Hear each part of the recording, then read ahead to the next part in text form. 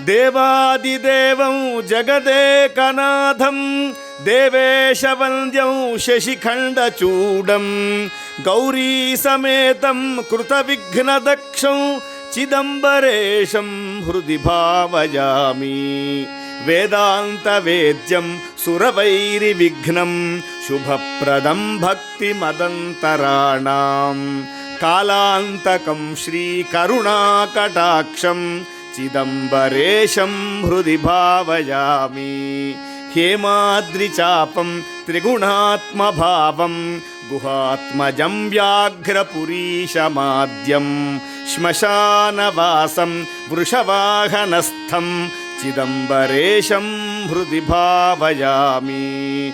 ఆద్యంతశూన్యం త్రిపురారిమీశం నందీశముఖ్యస్తుతవైభవాఢ్యం సమస్తదేవైః పరిపూజితాంఘ్రిం చిదంబరేశం హృది భావయామి.